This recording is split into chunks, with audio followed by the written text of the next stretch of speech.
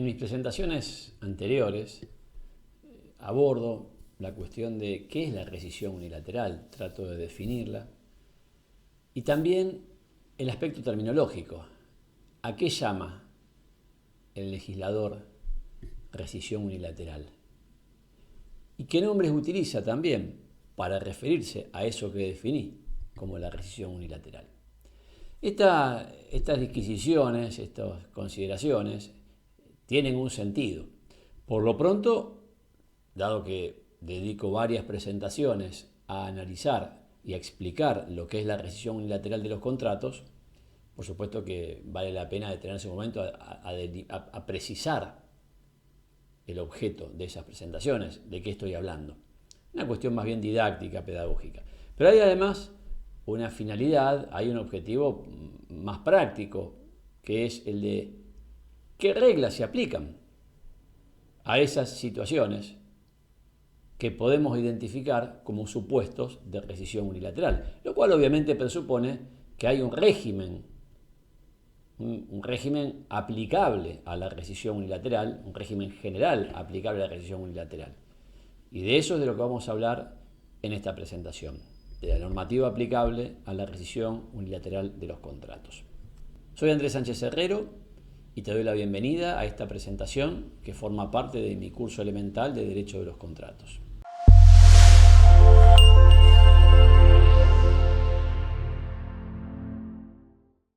Las normas que se aplican o que integran el régimen de la rescisión unilateral las puedo clasificar en dos grandes categorías.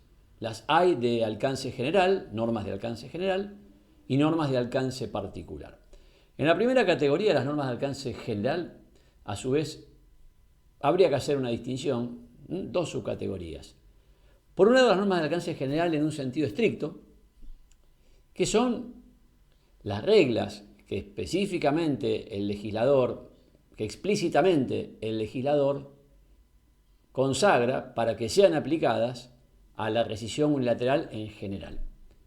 Están contenidas en el capítulo 13, que habla de la extinción, la modificación y adecuación del contrato, modificación y adecuación del contrato. El capítulo 13, que es el del título segundo de los contratos en general, del libro tercero de los derechos personales. Bueno, ahí están, a partir del artículo 1077, tenemos o 1076, depende, cuáles son las reglas generales aplicables a la rescisión unilateral. Ahí deberías ir a buscar este régimen general. En realidad hay que distinguirlo en este capítulo porque tenés hacia el final algunas normas que inequívocamente se refieren a modos extintivos en particular, ¿no? La resolución por incumplimiento, la resolución por frustración del fin del contrato, el tema de la excesiva onerosidad sobreveniente que puede dar lugar a la rescisión o a la adecuación o modificación del contrato, etc. También tenés el primer artículo que se refiere a la rescisión bilateral, pero ahí en el medio tenemos del 1077 al 1082, todo el Código Civil y Comercial, claro. Ahí tenemos lo que sería supuestamente el régimen general aplicable en común a la rescisión unilateral, a la revocación y a la resolución, es decir, a todos los modos extintivos unilaterales que no tengan alguna regulación especial. O sí, como régimen general.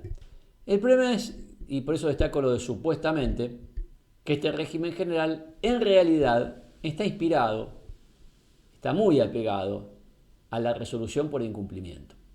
Y lo que hicieron, no sé cómo se les pudo pasar una cosa así, lo que hicieron fue elevar como regla general reglas que solo tienen sentido, algunas de ellas al menos, respecto de la resolución por incumplimiento en particular.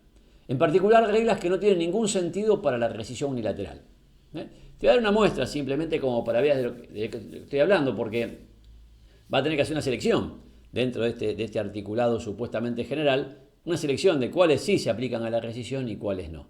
Entonces, ahora es solo una muestra de la idea que te acabo de transmitir, ¿sí? Que ahí hay fallas y que hay algunas de esas reglas que no se aplican a la rescisión unilateral porque por más que estén ahí, solo tienen sentido si se aplican a la resolución por incumplimiento. Entonces, Me refiero ya a este tema. Fíjate, son del 1078, ¿no? Que es el que tiene las disposiciones comunes a estos supuestos modos extintivos. Fíjate el 1078, inciso B. Te lo leo. La extinción del contrato puede declararse extrajudicialmente o demandarse ante un juez. Bien. Sigue. La demanda judicial, puede iniciarse aunque no se haya cursado el requerimiento previo que pudo corresponder en tal situación. En tal situación se aplica el inciso F. Esto es lo que dice la norma. Bueno. Vamos a tomar un caso de referencia para que nos acompañe durante toda esta presentación. Un caso de referencia de la rescisión unilateral. Vamos a suponer que vos y yo tenemos un contrato en el cual, ponele, yo soy el licenciante, vos sos el licenciatario. Es un contrato que ya lleva 5 años ejecutándose y es además un contrato de duración indeterminada. O sea, no le hemos puesto una fecha de vencimiento. Este es el caso.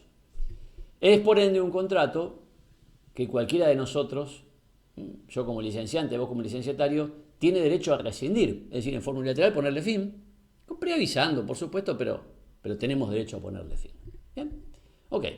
Entonces, ¿qué es lo que nos está diciendo esta norma? Fíjate. La demanda puede iniciarse aunque no se haya cursado el requerimiento previo que pudo corresponder. ¿Cuál es ese requerimiento previo que pudo corresponder? No hay ningún requerimiento previo que nos tengamos que hacer uno al otro, el que quiera rescindir el contrato. Ninguno.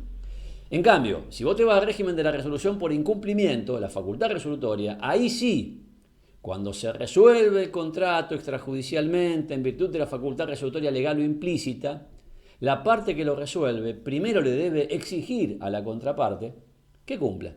Y le tiene que dar un plazo de gracia de no menos de 15 días, bajo procedimiento resolutorio. Y si pasan los 15 días y el otro no cumplió, ahí sí el contrato queda resuelto. Ese es el requerimiento resolutorio al que está haciendo referencia, ese requerimiento previo al que está haciendo referencia el 1078, que tiene pleno sentido para la resolución por incumplimiento y no tiene ningún sentido para la rescisión. La misión de esta norma que acabo de leerte es decir, si en forma judicial querés resolver, no hace falta que curse el requerimiento previo, lo cual es obvio. Es más, si lo hubiese cursado ya el contrato estaría resuelto, pero dejá de lado ese detalle.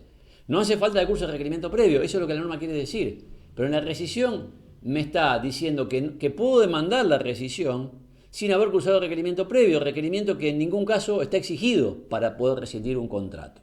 Bien, esa es una primera muestra.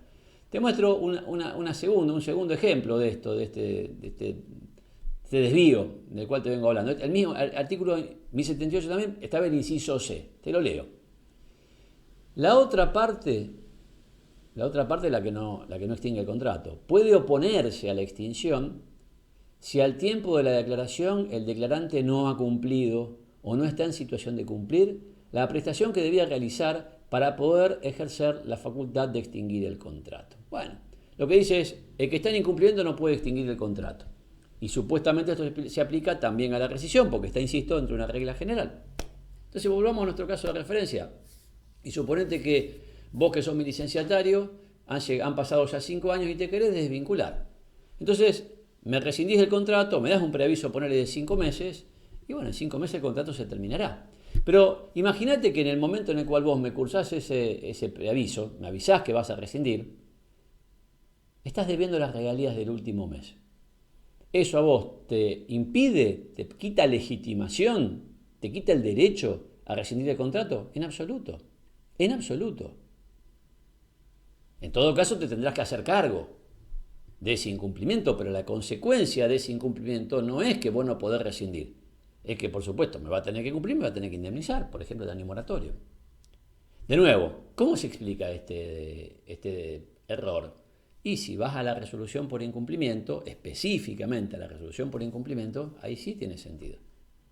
Porque para poder resolver por incumplimiento es preciso que uno haya incumplido, pero que el que resuelve a su vez no haya incumplido, no esté en falta. Bueno, lo que está haciendo esta norma es consagrando ese requisito, solo que se equivocaron de lugar. Era un requisito para exigir solo respecto de la resolución por incumplimiento, no respecto de los demás modos extintivos unilaterales, es decir, no respecto de la rescisión unilateral. Otro ejemplo de cómo se les colaron normas de la resolución por incumplimiento. El tercer y último ejemplo que te doy, la tercera y última muestra como para terminar de cerrar el asunto, esta vez en el inciso E, siempre el artículo 1078. Fíjate lo que dice, te lo leo. La parte que tiene derecho a extinguir el contrato puede optar por requerir su cumplimiento y la reparación de los daños. Fíjate, ya de movida, decir la parte que tiene derecho presupone que hay una que tiene derecho y otra que no, está implícito. Lo cual, en algún caso de rescisión unilateral puede ser que una parte tenga derecho a rescindir el contrato y la otra no. En algún caso, por ejemplo, en los contratos de consumo a distancia, el consumidor es el que tiene derecho a rescindirlos dentro de los primeros 10 días, no el proveedor. Pero no es la regla. Y volvamos a nuestro caso de referencia. Vos y yo llevamos 5 años vinculados en un contrato de licencia. No hay una parte, no existe la parte que tiene derecho. La parte. Vos tenés derecho, yo tengo derecho. ¿Bien? Pero dejémosla, ya eso te muestra que está empezando la lógica de la resolución por incumplimiento, en la cual efectivamente hay una parte que tiene derecho a resolver el contrato y otra que no. La que no es la que incumplió, la que sí es la que no incumplió y a quien le incumplieron. Pero es claro esto que es un poquito sutil y vamos al otro que es mucho más contundente. La parte, vuelvo a leer, lo que tiene derecho a extinguir el contrato puede optar por requerir su cumplimiento y la reparación de los daños. ¿De qué está hablando? ¿De qué está hablando esta norma? No tiene sentido. No tiene sentido. Pensá, volver a nuestro caso. Vos y yo venimos bien, tenemos un contrato, 5 años de licencia. Yo vengo cumpliendo, vos venís cumpliendo. ¿Cómo que la parte que va a rescindir el contrato, extinguir el contrato, puede optar por requerir su cumplimiento? ¿Qué cumplimiento? Si vos no me podés pedir cumplimiento a mí porque yo no estoy en incumplimiento, ni yo a vos porque vos tampoco. Y mucho menos la reparación de los daños. ¿De qué reparación de daños hablamos si no hubo ningún incumplimiento? ¿Te das cuenta? Pero de nuevo, esta regla tiene todo el sentido del mundo si la aplicás específicamente, no a la extinción unilateral de los contratos en general, sino específicamente a la resolución por incumplimiento. Ahí sí, por supuesto, la parte no incumplidora tiene derecho o a resolver el contrato o a pedir su cumplimiento más daños. ¿Bien? Entonces, en síntesis, este es un régimen general que tiene serias falencias y hay que ir detectando en cada norma presuntamente general cuál de ellas es aplicable a la rescisión unilateral y cuál no porque es incompatible. La verdad es que este régimen general, una vez que vos lo limpiás de estas reglas que le son inaplicables a la rescisión, nos deja bastante poco. Algunas obviedades, iremos viendo, otras reglas que en realidad son derivaciones de las reglas de los contratos en general o de los hechos y actos jurídicos en general, de la manifestación de voluntad. O sea, no es mucho lo que vamos a encontrar en este régimen supuestamente general. Vamos para atrás. La normativa aplicable a la rescisión unilateral se compone de normas de alcance general, normas de alcance particular. De las normas de alcance general dije que había 2 subcategorías. Una que acabo de analizar, las normas que son de alcance general en sentido estricto, son las que el legislador dictó para que se aplicasen a la rescisión en general, e incluso hemos visto algunas figuras más. Y hay otras, y esta es la segunda subcategoría que identifico, que son las normas generales que se obtienen por abstracción a partir de lo que disponen normas de alcance particular. Vamos a empezar por acá. Para entender hay que recordar lo que es la analogía. En general, cualquiera estudiante o abogado sabe lo que es la analogía.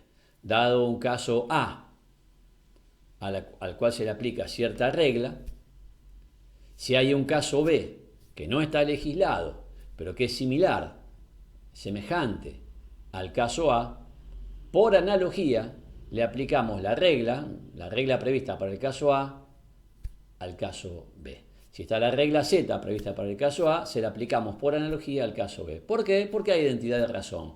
¿Qué significa que hay identidad de razón? Que podemos suponer, dadas las similitudes que hay entre ambos casos, que si el legislador se hubiese representado el caso B, no lo hizo, por eso hay una laguna, lo habría legislado de la misma manera que legisló el caso A. ¿Por qué? Porque las razones que lo llevaron a aplicar la consecuencia Z, la regla Z al caso A, están también presentes en el caso B. Eso es lo que se llama la identidad de razón. Bueno, esta analogía, que generalmente se llama así analogías secas, en realidad es la analogía legis. Pero hay un segundo tipo de analogía, que es la analogía iuris, que te lo explico porque es muy sencillo. Caso A, regulado, se le aplica la regla Z. Caso B, regulado, se le aplica la misma regla. Caso C, regulado, A, B, C, D, E, F y G, ponele. Son todos casos que a los que el legislador le aplica la regla Z. Vamos a suponer, hay un montón de normas en nuestro ordenamiento que prevén que para previstas para contratos en particular que prevén que si ese contrato es de duración indeterminada, cualquiera de las partes lo puede rescindir. Bien, perfecto.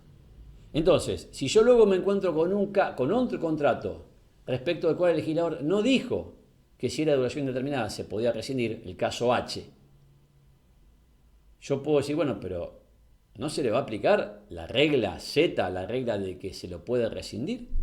Y ahí es donde aparece en escena, no ya la analogía, porque sería ir de una norma particular prevista para un caso a otro caso, sino la analogía, no la analogía legis, sino la analogía iuris. ¿Qué es la analogía iuris? Es cuando vos, al detectar esta regularidad, al detectar que hay casos similares a los que se les aplica una misma regla, entonces, por abstracción, decís, bueno, que hay una regla general que va a ser aplicable, no solo a esos casos en particular para los cuales está prevista, sino cualquier otro caso particular que tenga identidad de razón con los casos previstos, pero para el cual no esté prevista la cuestión. Y por eso es que yo puedo aplicarle a un contrato que no tiene ninguna disposición particular sobre la posibilidad de las partes de rescindirlo si es de duración indeterminada, puedo decir, igual se puede rescindir unilateralmente y sin causa. ¿Por qué? Porque hay muchos contratos en los cuales este tema está previsto y se le permite a los contratantes rescindirlo. De hecho, fíjate que en el ejemplo que te acabo de dar, es lo que sucede, porque no tengo un contrato de licencia y no hay una regla que diga que en el contrato de licencia cualquiera de las partes lo puede rescindir si es de duración indeterminada. Pero esta regla está prevista en un montón de contratos en particular. Bien, por analogía iuris, le aplicamos esa regla general. Entonces, seguimos avanzando.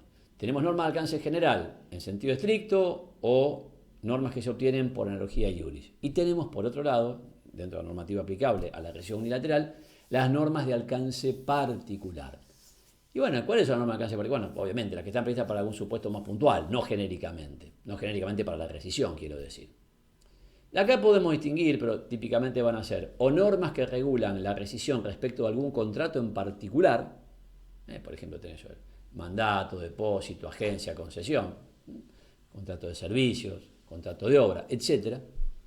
O normas que regulan la rescisión unilateral no ya respecto de algún contrato en particular, pero tampoco respecto de los contratos en general, sino para alguna categoría o clase de contratos.